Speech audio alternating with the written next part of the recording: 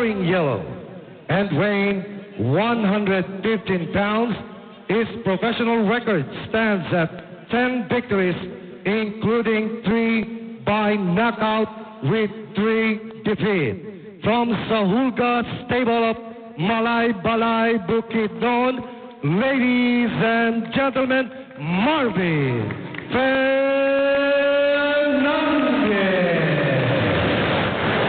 And his opponent across the ring, fighting out the red corner, wearing black, official weight 115 pounds.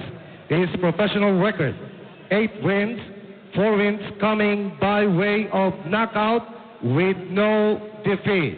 He hails from Cebu City. Tonight, he represents the Aljo Haro Boxing Stable of Binangonan, Rizal. Ladies and gentlemen, Boy Dandi Pumar Singh Wangchan. Once again, 10 rounds of boxing in the super flyweight division.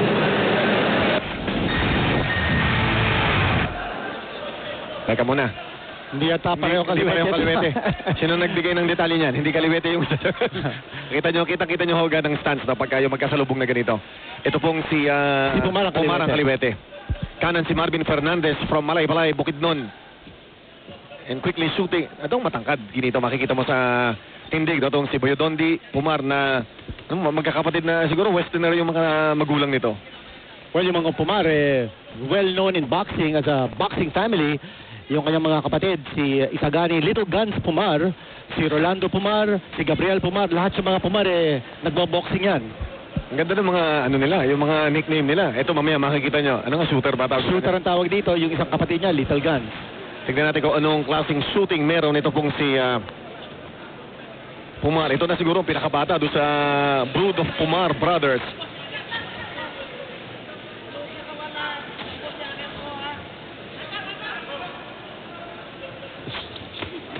Oy, salubong. Tinamaan itong si Pumar, no, as he was coming in. Bukas ng konti ang mukha nitong si Pumar.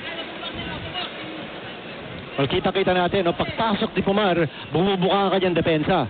Nagka-counter naman ang kanyang kalaban. It's important that nasa isip niya, no, yung depensa niya. Pagpasok niya para umatake, alam niya na magka-counter yung kalaban niya. So dapat susukatin din niya. Alam niya kung anong... Uy! Grabe. Nice shot! One shot! Naku, hindi na makakatayo ito. Oo. Naku, ang iba-iba yung tama. Naku, hindi na kaya nito. Hindi na kaya. Hindi na. Babagsak ito. He's dazed. He's glassy-eyed. He's got one hand raised. Kawawa naman. Grabe yung bilis suntok na yun. Ang bilis, pare.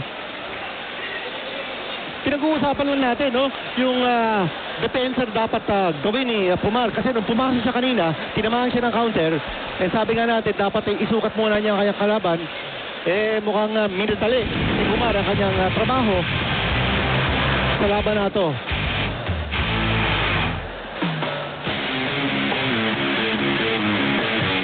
Naku, ang ganda na salubong. Ang ganda. Napasok, nilundag. Ano yung nilundag na suntok? Yun, with the full weight of the body, jumping, pababa na gano'n. Pag tama, talagang para pagsibat. Limpyo, ayan, no? Kabit, no? Kabit na kabit. Yung kanan ng tumama, mga kaibigan, as you see the legs, His legs are out. rumbling from under Marvin Fernandez. Buti nga, hindi niya napuan ng kanyang paa. Because that would have meant surely a fracture or a break in his foot or his ankle. Isa pang look at that devastating shot by Pumar. Tignan nyo yung leverage na gagawin niya. Lulundag siya. Ayan, nakita niyang bukas. At tinarakan ng kanan pa yun, Tama, kanan yun. Ito, from another angle, ito mas klaro. Pang, kalabit. Ayun, no? Sa pole, solid. Alam mo, pag tama nun, tapos na yung Oo. boxing. Ladies and gentlemen, your official time, 1 minute and 50 seconds of round number 1 for your winner by knockout, Dandi Pumar Singh Wangchan. Chino, no, that there's a blanket of silence dito sa Iligan gym nung nakita nila kung paano dinismantle ni Pumar ang kanyang kalaban.